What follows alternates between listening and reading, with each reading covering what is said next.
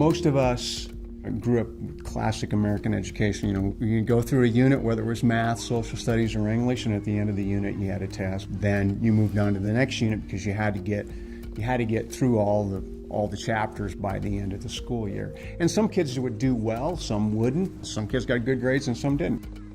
In the past, we would just move on to the next chapter in the book. And sorry if you didn't get that, maybe at the end of the year review, we'll try and touch on that. We wanted to get away from that practice. We made sure that we had a time in the day where if students did not master the skill that was previously taught, we gave them time to master that. So these formatives are a way of assessing everything that you have learned about prime and composite numbers. So we're gonna go ahead and get up our math offices. Put your first, last name on this test. Is this a test that you have to take really fast? What we do is we teach an objective, and that objective is calendared out for us. And at the end of teaching that objective, we would give a formative assessment, which is usually on Friday. Objectives usually last about a week. And based on the results of that formative assessment, we know if students have mastered that concept or if they have not mastered that.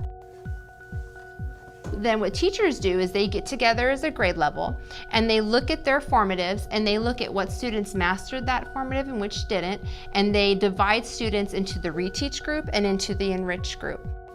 And so how many reteaches are you looking at? I'm looking at 5. You're looking I at reteach, 5. yep. Crystal, do you have your number yet? Yes, 9. Matt, what were your numbers?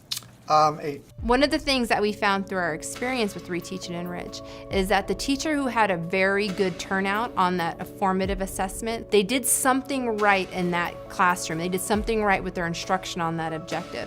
Is it safe to say a composite number is a number that has more than 2 factors? Yes. Very good. All right, that's what we're going to write down. So we felt that that teacher would be the most appropriate person to teach the Reteach group.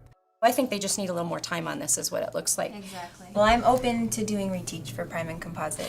What about what you've got planned, Matt? You had some enrichments planned, didn't you? Yeah, I did. I put 3 enriched programs together, 3 activities. I took what you had, and then I took what you had, and I took a sample on Marilyn Burns, and I just kind of read all 3 of them, and I redid them on my board, on one of the poster boards, and I wrote it in like a child-friendly version Of of the it. divisibility rules? Yeah, and I gave an example underneath each one. All right, so are we all set? Everybody feel comfy? Sounds Yep, I good think to me. so. Cozy? That following week, every day, Monday through Friday, from 12:30 to 1 o'clock, we have Reteach and Enrich going on school-wide. So the teachers that are teaching Reteach, they have that Reteach group and they stay with that group of students for that entire week. The enrichment students, they're split up and they would rotate between all of the other teachers in that grade level. Today in reteach, we're going to be going over prime and composite numbers. I think reteach is kind of nice because if you don't understand something, you won't go on until you understand it, so you won't be confused with anything else. And the teachers do help you. I realize that it's not really bad, it's just that you just need a little bit more help with it. You guys did really well on your formative last week, and so today is your chance to do an enrichment portion. I really want to challenge you, and I'm giving you that option. Do you want to do prime and composite 0 to 100? Or do you want to try prime and composite 0 to 200 using those digits? With a thumbs up, how many of you guys want to do 100 to 200? All right, I'm going to go for the 200 too, and I'll help you out, and I'll help you out as well. We knew that it worked because the very year that we took our AIMS or our standardized tests, our school became an excelling school. Our achievement is the highest in the state of Arizona, so that's something that we're very proud of.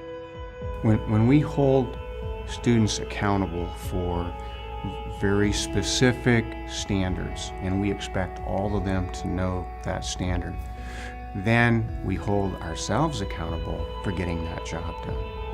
And that is a very significant shift from simply saying, you know what, I made it all the way through the textbook.